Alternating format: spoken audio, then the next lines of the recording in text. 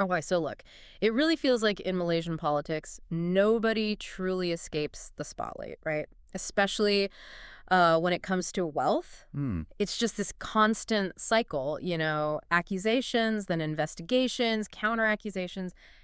It just keeps going around. Yeah, it's relentless sometimes. And I mean, recently, Prime Minister Anwar Ibrahim made that, well, pretty striking public statement about Mahathir Mohamad's sons needing to explain their wealth. Right. Or return it. Exactly, or return it to the government. That really stirred the pot, didn't it? Oh, absolutely. So today we're going to look straight at how Malay netizens specifically reacted to this whole thing. Yeah, and it's definitely a recurring theme, this whole unexplained wealth issue. Not just here, obviously, but globally. True. But it hits differently, I think, when you contrast these, like, huge figures being discussed with the everyday reality for Malaysians just trying to make their ringgit stretch, you know? Yeah, absolutely. That contrast is stark. So when the PM's statement first landed, the immediate reaction online from a lot of Malay netizens, it was, well, skeptical, a lot of skepticism.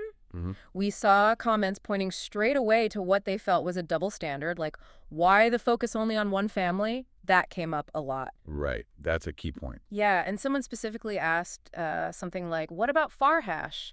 Anwar's former political secretary. Apparently questions about his wealth are out there too. Interesting. Yeah, those comparisons pop up.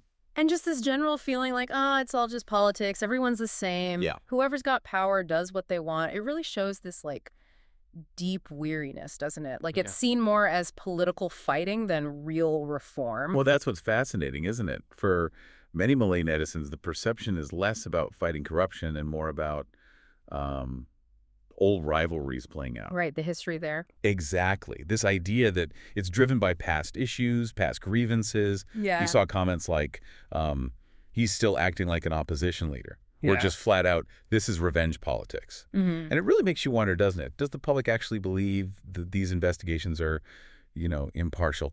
Given the history between these figures, it's a tough sell. That cynicism is definitely there. And it wasn't just the politics as usual comments either. Many Malay netizens were really pushing for, like, proper legal steps. Due process. Yeah, due process, not just talking about it in public.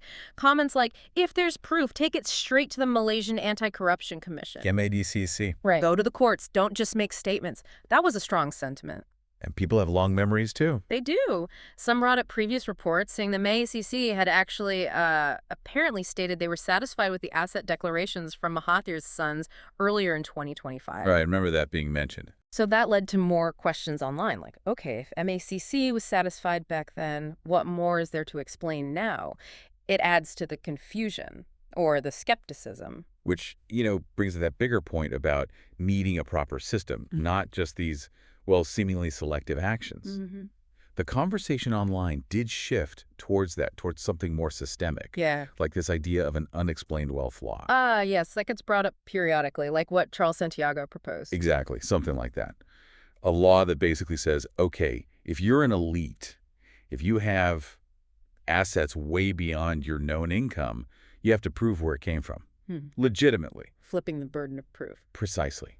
And it wouldn't matter who's in power. It would apply across the board. Mm-hmm. It addresses that double standard people feel, Mhm. where ordinary folks have to prove everything, but the super rich maybe face less scrutiny day to day. Yeah. Ultimately, it comes down to public trust, doesn't it?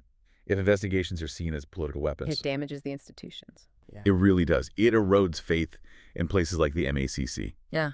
And you saw Malay netizens saying things like, look, PMX should focus on the economy, focus on social issues, not just politics. People want tangible improvements, not just endless political drama.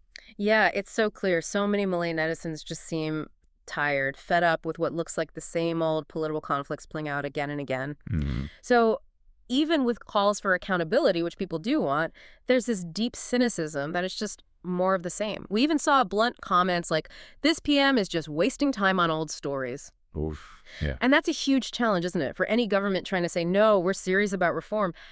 How do you convince people? It is. Yeah. Because the public fundamentally wants to see genuine change, not just swapping who's being investigated. Right. It's really about building, lasting systems that actually tackle corruption properly, transparently, no matter whose name is attached to the wealth. So The big question for all of us really is, how do we get there? How do we build that genuine accountability, that transparency that actually rises above all the political rivalries?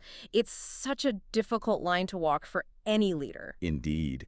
It's about convincing a skeptical public that this time it's different, that it's about the system, not just the players. A tough task ahead for sure. Remember to like and subscribe for more.